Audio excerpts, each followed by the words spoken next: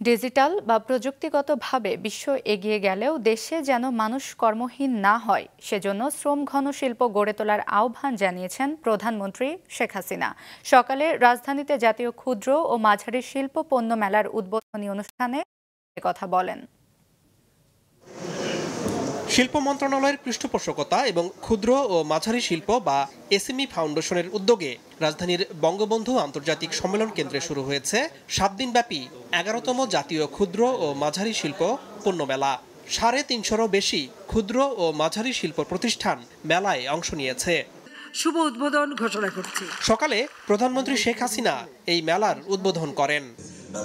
ক্ষুদ্র ও মাঝারি শিল্প খাতে অনন্য অবদান রাখায় 7 ক্যাটাগরিতে 7 জন মাইক্রো, ক্ষুদ্র, মাঝারি ও স্টার্টআপ উদ্যোক্তার হাতে এসএমই উদ্যোক্তা পুরস্কার তুলে দেন প্রধানমন্ত্রী।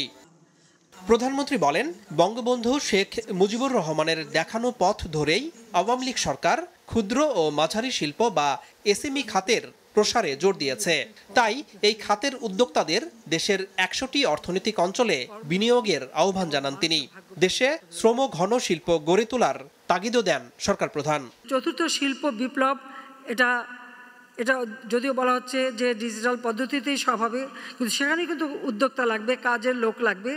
কিন্তু পাশাপাশি আমরা যখন পদক্ষেপ নিব আমাদের এটা মাথায় রাখতে হবে, বিশেষ করে এসএমই ফাউন্ডেশনকে এটা খেয়াল রাখতে হবে, শিল্প মন্ত্রণালয়কে এটা খেয়াল রাখতে হবে যে শ্রম ঘন শিল্প যেন আমাদের দেশে গড়ে ওঠে।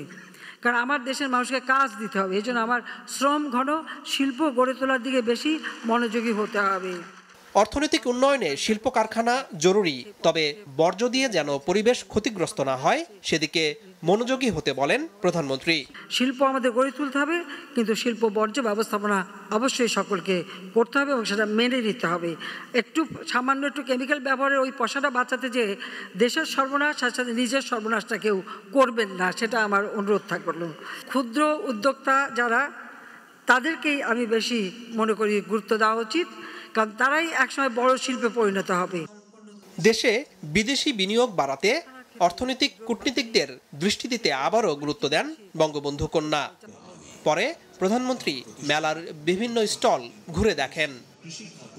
আনোয়ার হোসেন, মাছরাঙা সংবাদ, ঢাকা।